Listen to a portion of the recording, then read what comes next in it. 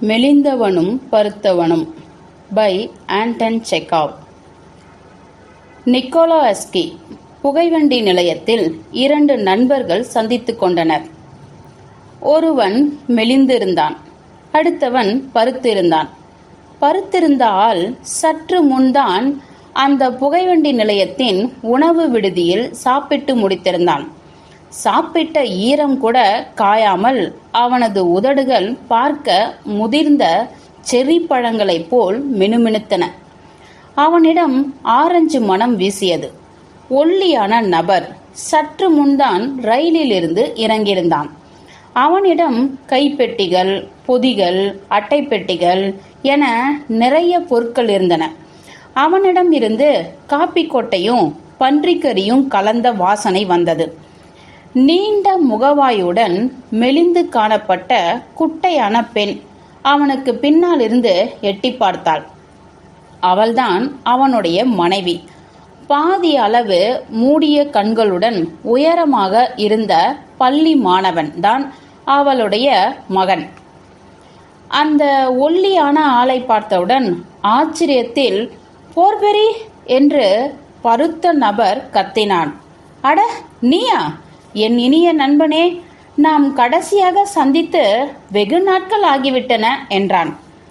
அப்படியே ஸ்தம்பித்து போன ஒல்லியானவன், எல்லாம் கடவுள் செயல் மிஷா. நீ என்னுடன் பள்ளியில் படித்த பழைய நண்பன். உன்னை இங்கு சந்திப்பதில் மிக்க மகிழ்ச்சி. நண்பர்கள் இருவரும் 3 முறை மாறி மாறி அணைத்துக் கொண்டனர். கண்களில் கண்ணீர் மல்க ஒருவரை ஒருவர் உற்று பார்த்தபடியே இருந்தனர். இருவருக்குமே இச்சந்திப்பு இன்ப அதிர்ச்சியாக அமைந்தது. பிறகு இருவரும் உணர்ச்சிகளை தங்கள் கட்டுப்பாட்டுக்குள் கொண்டு வந்தனர். ஒல்லியான நபர் ஆரம்பித்தான். என் இனிய நண்பனே, இப்படி நடக்கும் என்று யார் எதிர்பார்த்திருக்க முடியும்? என்ன ஒரு ஆச்சரியம்! இப்படி திரும்ப உன்னை நன்றாக பார்க்கிறேன். அட, அதே அழகு, எடுப்பு.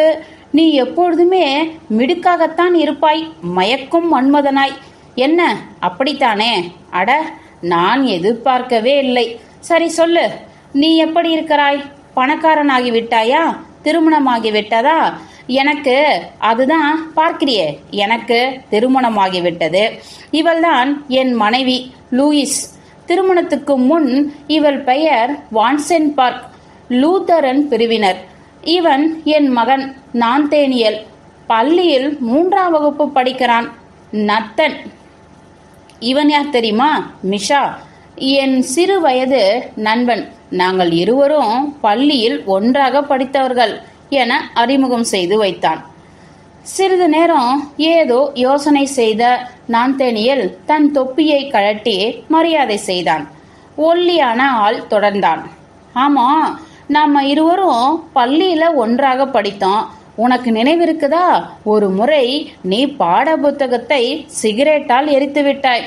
அதனால எல்லோரும் உன்னை ஈரோஸ்டிரேடஸ் என்று கேலி செய்தோமே. நான் மற்றவர்களை பற்றி கதை கட்டி விடுவேன். எனவே என்னை எம்ஃபியல் டேஸ் என்று கேலி செய்வார்கள். நாம் என்ன மாதிரியான பையன்களா இருந்திருக்கிறோம் பார்த்தேயா? வெட்கப்படாதே நத்தா, இன்னும் கொஞ்சம் அருகில் வா. அதுதான் சொன்னேனே, என் மனைவி. இதற்கு முன் இவள் பெயர் வான்சென் பார்க், அதாவது லூத்தரன் பிரிவினர்.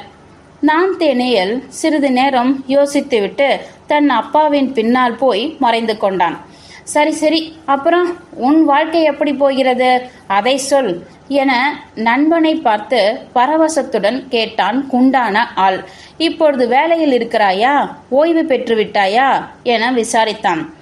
வேலையில்தான் இருக்கேன். 8ஆம் நிலை கிடைத்து 2 ஆண்டுகள் ஆகின்றன.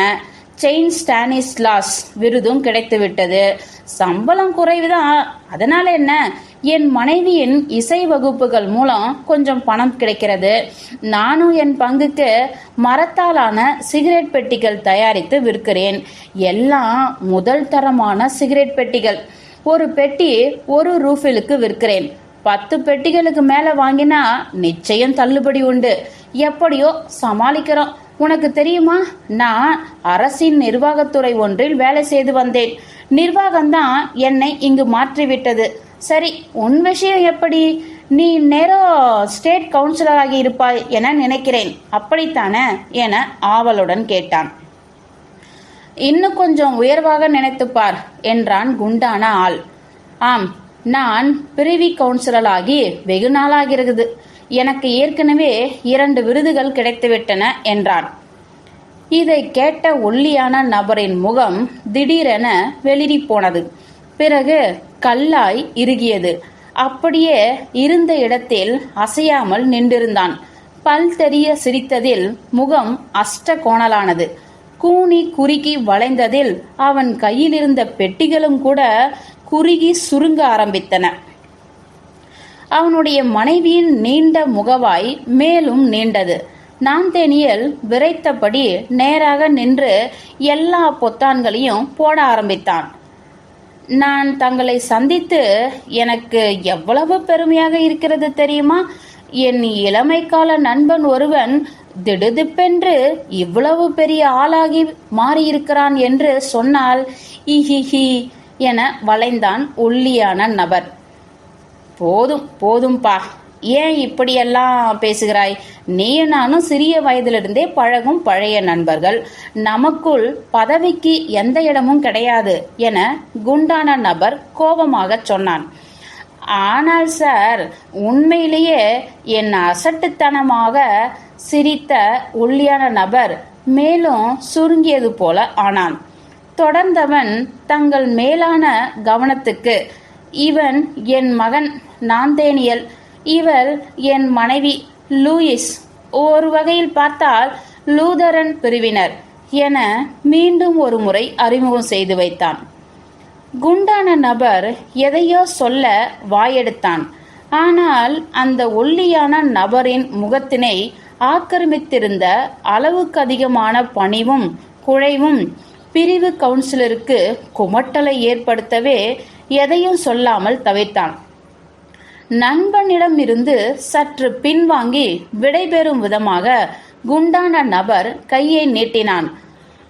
அந்த கையில் இருந்து 3 விரல்களை மட்டும் பற்றிய ஒல்லியானவன் தன் மொத்த உடம்பையும் வளைத்து வணக்கம் தெரிவித்து அசட்டுத்தனமாக சிரித்தான்.